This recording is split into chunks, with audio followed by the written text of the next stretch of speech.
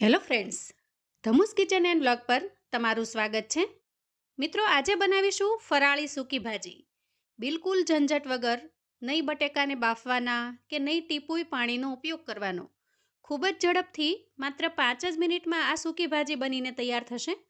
વળી બિલકુલ લોચા જેવી નહીં થાય, ખૂબ જ સરસ ફરસી, છૂટી છૂટી અને ચટપટા ટેસ્ટની બને છે. તો ચાલો ઝડપથી બનાવવાની રીત જોઈ લઈએ. ફરાળી સૂકી ભાજી બનાવવા માટે આપણે અહીંયા 500 ગ્રામ જેટલા બટેકા લીધા છે. આ બટેકાને ધોઈ અને એકદમ ચોખ્ખા કરી લઈએ. હવે આ બટેકાની આપણે પીલરની મદદથી છાલ ઉતારી લેવાની છે. તો આજે આપણે જે ફરાળી સૂકી ભાજી બનાવીશું એકદમ અલગ રીતથી બનાવીશું. બટેકા બાફવાની ઝંઝટ વગર એકદમ ઝડપથી અને માત્ર 5 મિનિટમાં તમે આ ભાજી બનાવીને તૈયાર કરી શકો છો. સૌથી પહેલાં તો સારી રીતે આપણે છાલ ઉતારી લઈએ. મોટાભાગે સૂકી ભાજી બનાવવા માટે આપણે કુકરમાં બટેકાને બાફતા હોઈએ છીએ અને એમ કરવામાં ઘણી વખત બટેકા છે એ વધારે પડતા બફાઈ જાય અને એકદમ ચીકણા થઈ જાય છે. જ્યારે આ રીતથી જો તમે સૂકી ભાજી બનાવશો તો એકદમ સરસ પણ બનશે અને બટેકા એકદમ સરસ છૂટા છૂટા ફરસા રહેશે, બિલકુલ ચીકણા નહીં થાય. અને વળી કુકરની અંદર બટેકા બાફી અને જેટલો સમય લાગે છે એના કરતાં અડધા સમયની અંદર તમે આ ભાજી બનાવીને તૈયાર કરી શકો છો. તો જુઓ, અહીંયા વાતોમાં આપણે બટેકાની ઉપરની છાલ ઉતારી લીધી છે. હવે છાલ ઉતારેલા બટેકાને પણ આપણે એક વખત સારી રીતે ધોઈ લેવાના છે અને હવે આપણે એને સમારી લેવાના છે. અહીંયા બટાકાને સમારતી વખતે આપણે એને આ રીતે મીડિયમ સાઇઝમાં સમારવાના છે, એટલે કે બહુ મોટી સાઇઝમાં પણ નહીં અને સાવ નાની સાઇઝમાં નહીં. તો જુઓ, આ રીતે અહીંયા મેં બટેકાને સમારીને તૈયાર કરી લીધા છે. હવે આપણે બટેકાને મિક્સિંગ બાઉલમાં ટ્રાન્સફર કરીશું અને થોડું પાણી નાખી ફરીથી ધોઈ લેશું અને આ રીતે ચોખ્ખું પાણી ભરી લઈએ. પાણી ઉમેર્યા પછી આપણે એમાં 1 ચમચી જેટલું મીઠું ઉમેરવાનું છે. તમે ફરાળની અંદર સેંધાલું મીઠું ખાતા હો તો તમારે એને ઉમેરી દેવાનું, અથવા તો સાદું જે કુકિંગ નમક આવે છે એ ખાતા હો તો એને ઉમેરી દેવાનું. આમ કરવાથી જે બટેકા છે એ ખૂબ સારી રીતે ચડી જાય છે અને એના એક બાઇટ્સની અંદર મીઠું ચડી જવાથી જ્યારે ભાજી બનશે ત્યારે એકદમ સરસ મીઠી અને ટેસ્ટી બને છે. જો આ રીતે મીઠાને આપણે સારી રીતે મિક્સ કરી દીધું છે અને હવે આપણે આગળની તૈયારી કરીએ. ત્યાં સુધીમાં બટેકાને આપણે આ મીઠાના પાણીની અંદર પલળવા દઈએ. હવે જુઓ, અહીંયા ગેસ ઓન કરી મેં ગેસ ઉપર નોનસ્ટિક કડાઈ મૂકેલી છે અને કડાઈ થોડી ગરમ થાય એટલે આપણે એમાં અડધા કપ જેટલા શિંગદાણા લઈશું. શિંગદાણાને આપણે થોડા રોસ્ટ કરી લેવાના છે. હવે જુઓ, અહીંયા શિંગદાણા સરસ રીતે શેકાઈ ગયા છે અને આમાંથી અડધા શિંગદાણાને આપણે આખા રાખીશું અને અડધા શિંગદાણાને આપણે થોડા ક્રશ કરી લઈશું. હવે જુઓ, થોડીવાર માટે બટેકા મીઠાના પાણીમાં રહ્યા છે એટલે એમાં ખૂબ સરસ ટેસ્ટ પણ ચડી ગયો હશે. હવે આ રીતે સ્ટેનરની મદદથી આપણે બટેકાની અંદરનું બધું જ પાણી કાઢી લઈએ. આમ કરવાથી બટેકાની અંદર વધારાનું જે બધું જ પાણી છે એ નીકળી જશે. અને હવે આપણે ગેસ તરફ જઈશું. ગેસ ઓન કરીશું અને ગેસ ઉપર નોનસ્ટિક કડાઈ મૂકીશું.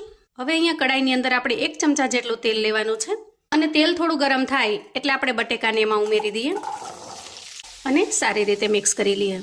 આ સૂકી ભાજી બનાવવા માટે તમારે અહીંયા તેલનું પ્રમાણ પણ ઓછું જોઈશે. માત્ર 1 ચમચા તેલની અંદર તમે એકદમ સરસ ફરસી એવી સૂકી ભાજી બનાવીને તૈયાર કરી શકશો.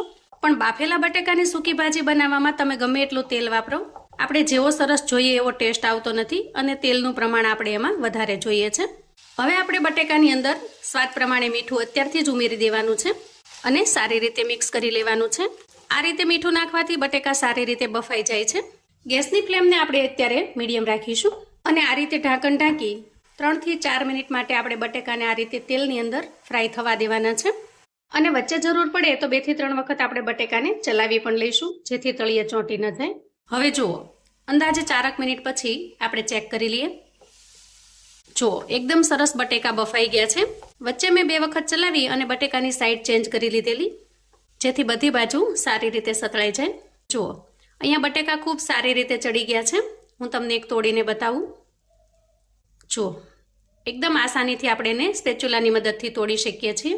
જુઓ, એકદમ સારી રીતે મેશ થઈ જાય છે એટલે કે બટેકા ખૂબ સારી રીતે ચડી ગયા છે. આપણે આ બફાયેલા બટેકાને એક પ્લેટની અંદર કાઢી લઈએ. હવે આપણે આમાં બિલકુલ તેલ ઉમેર્યા વગર જે તેલ અંદર વધેલું છે એમાં જ મસાલા કરવાના છે. સૌથી પહેલાં આપણે એમાં આખું જીરું ઉમેરીશું, અડધી ચમચી જેટલું. ત્યાર પછી લીલા મરચાંના ટુકડા ઉમેરીએ. અહીંયા તીખાશમાં બહુ મોળું પણ ન હોય અને બહુ તીખું પણ ન હોય એવું મરચું મેં લીધેલું છે. તમારે થોડી સ્પાઇસી બનાવવી હોય તો જે લીલી મરચી આવે છે એને સમારીને પણ તમે ઉમેરી શકો છો. આદુના નાના ટુકડાને મેં આ રીતે ક્રશ કરીને રાખેલો છે, એને પણ ઉમેરી દઈએ. તમે જો આદુ ન ખાતા હો તો એને સ્કીપ કરી શકો છો. આ બંને વસ્તુને પહેલાં સારી રીતે સાંતળી લઈએ. ત્યાર પછી આપણે જે શિંગદાણાને શેકીને તૈયાર કરેલા એમાંથી અડધા શિંગદાણાને મેં આખા રાખેલા છે એને ઉમેરી દઈએ. અને હવે આપણે બાફીને તૈયાર કરેલા બટેકા ઉમેરી દઈએ અને સારી રીતે મિક્સ કરી લઈએ.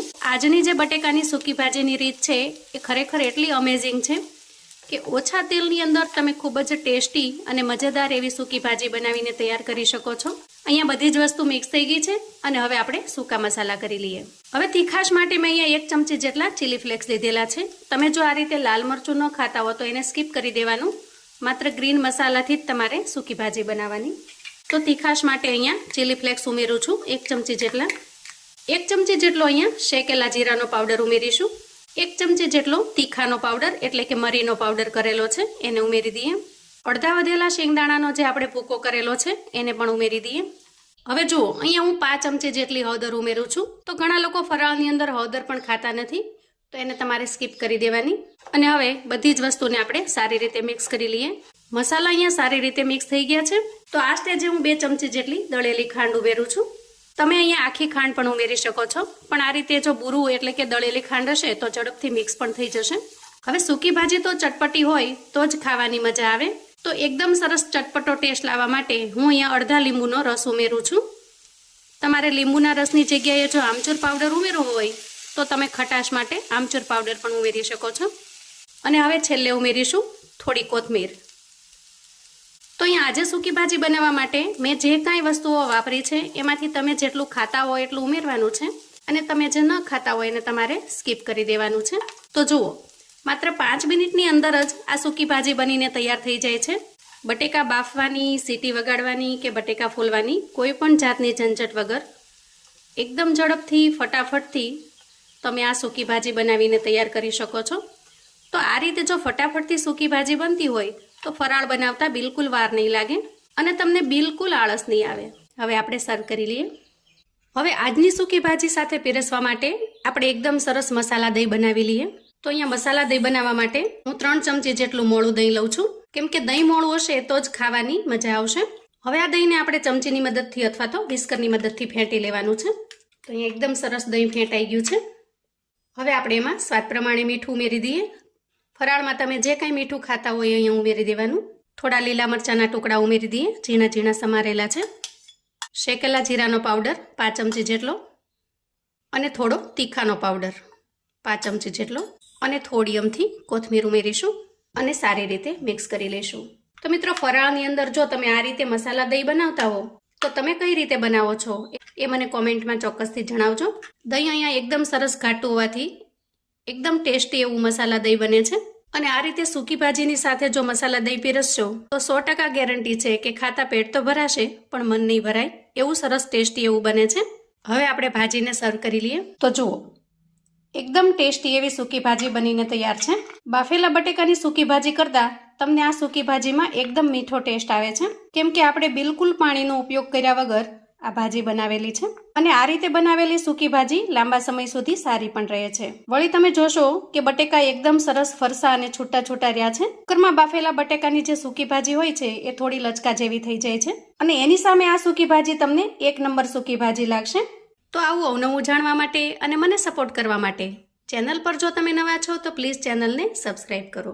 વિડીયો ગમે તો લાઇક અને શેર કરો. તમારા સગા સંબંધી મિત્રોને પણ આ એકદમ ઇન્સ્ટન્ટ અને ઝડપથી બનતી સૂકી ભાજી અને મસાલા દહીંની રેસિપી ચોક્કસથી શેર કરજો, જેથી એ લોકો પણ બનાવીને તૈયાર કરી શકે, એન્જોય કરી શકે અને એના પરિવારને પીરસી શકે. કોમેન્ટમાં મને ચોક્કસથી જણાવજો મિત્રો કે આજની આ ખૂબ ઝડપથી બનતી ફરાળી સૂકી ભાજીની રેસિપી તમને કેવી લાગી છે.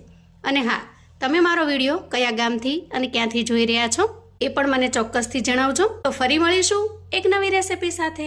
ત્યાં સુધી આવજો મિત્રો.